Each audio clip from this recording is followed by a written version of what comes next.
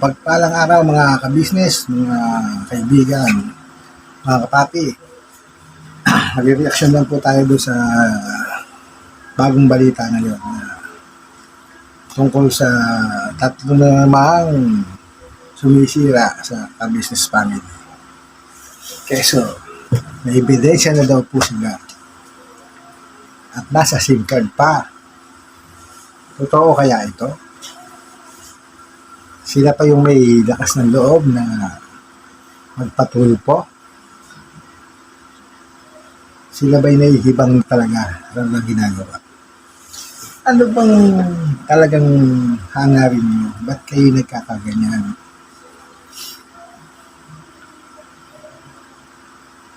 Dahil ba gusto nyo pabaksakin ng kabisnes family? Kaya kayo nagtutulong-tulong?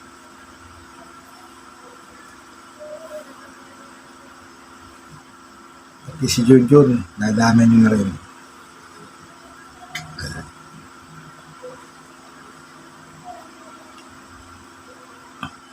Ano bang gusto nyong palabasin? Kaya kayo nagkakaganyan. Ano bang kinawasan nyo ng kabisnes family para kayo magkaganyan? Di ba tinggit ka ang naman ng ninibabaw sa mga gantong mga ginagawa nyo?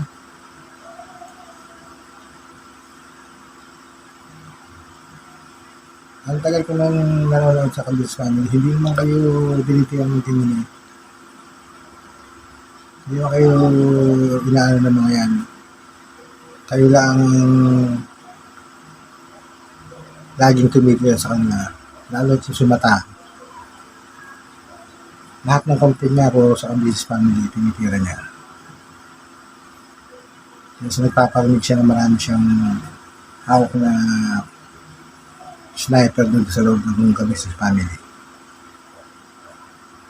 Ano namang sirik aningat, hindi naman ginagalaw ng kabisnes family, but galit na galit sa kanila.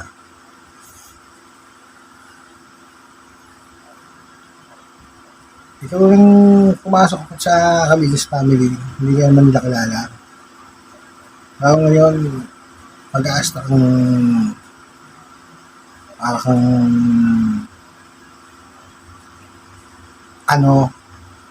nakakagitil ka. Ito namang si Inday Okray, nakisaw-saw pa. Sayang ang pakita sa iyo ng kabisnes family ng magandang asal. Dapat timanon, hindi ka na tinuring na tao. Ganyan pala ugali mo. Kung ano yung talas ng bunganga mo, na kung magsalita ka sa tao masakit. Yung pala yung nasa loob mo, ganun din. Kaya pala ganyan ka magsalita. Mga paundangan ka magsalita sa kapwa. Sakit sa tenga ng boses mo. Kailangan mag-vlog. Kailangan bang content ko diyan kabisnes family. Naging ka pa. Naging reactor ka pa ng kabisnes family. Pinopromote ka pa. Pala ganyan ang gagawin mo.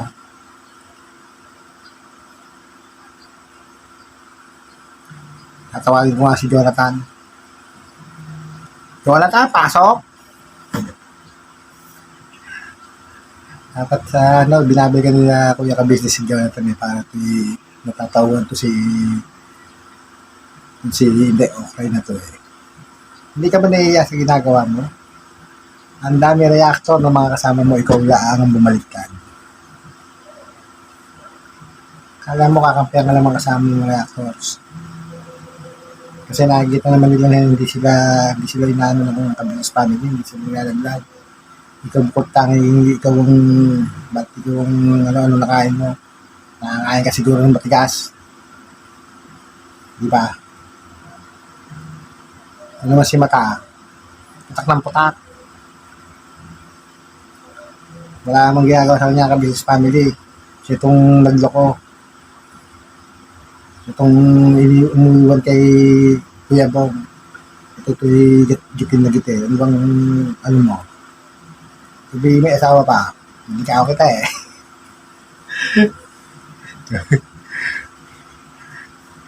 Ano eh, anong-ano ka sa ka-business family eh, wala akong ginagawa sa'yo masama. Hindi ka na naman yan, hindi kayo mo. Ikaw eh, bakit? Kasi walang nagsasubscribe sa'yo. Walang nanonood sa'yo ng view na mga viewers na ka-business family, siguro. Nagagayad ka. Si Rick Aningat, binuksan ko yung YouTube niya. 14K lang, hindi na tumataas.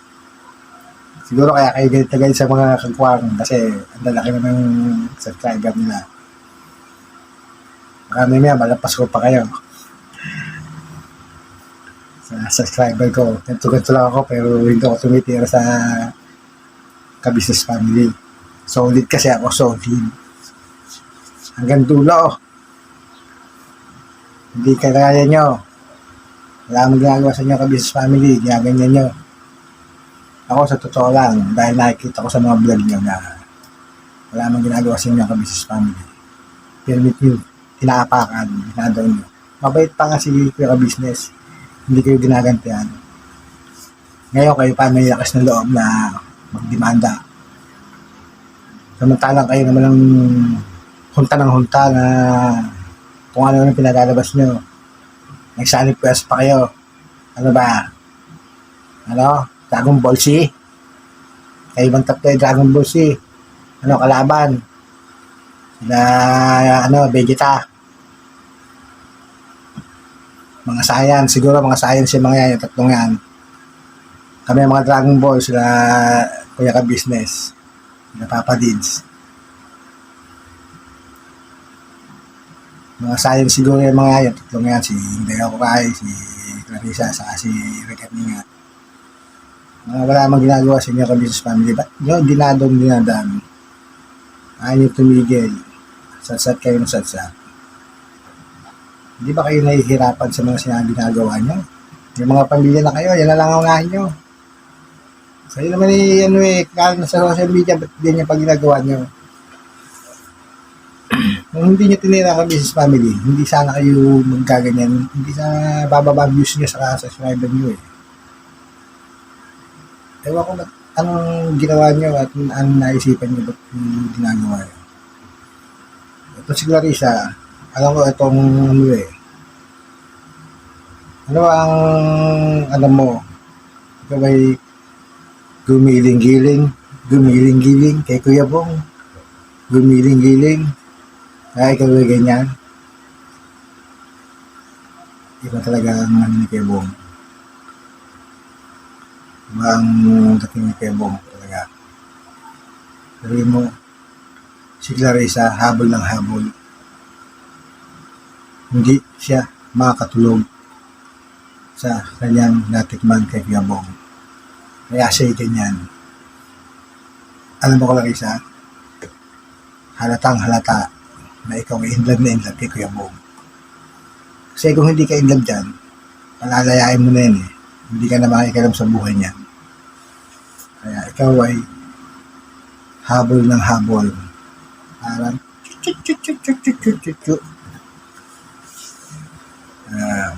salamat nga pala sa mga subscriber ng ka-business.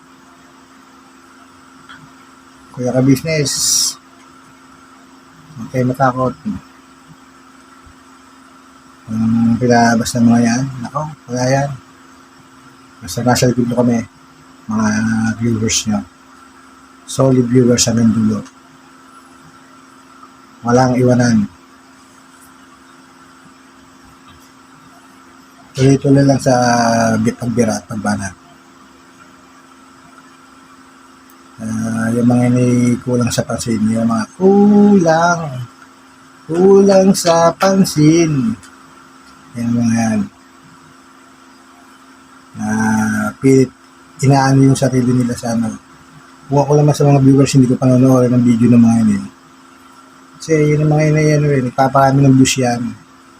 Kaya ganyan yung mga yan. Kayo, tumigil na kayo. Ang dami nyo ng sinasayang na oras. Hindi naman kayo pinapasin ng viewers. Nagagayad pa nga sa inyo.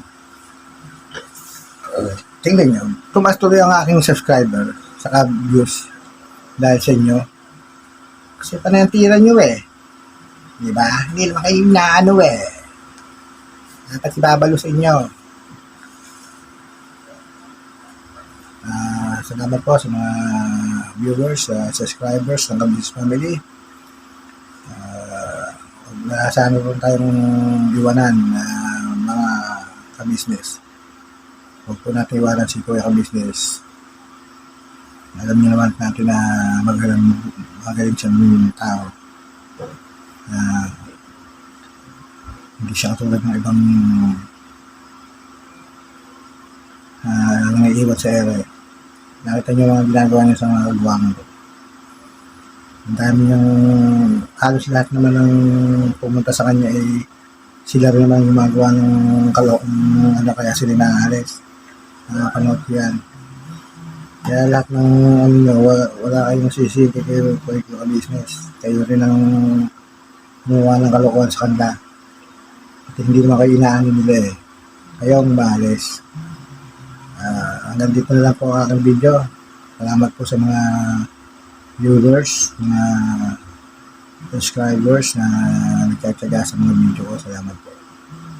Hanggang sa susunod na lang po. Maraming salamat po. Now I'm shaking, drinking all this coffee. These last few weeks have been exhausting.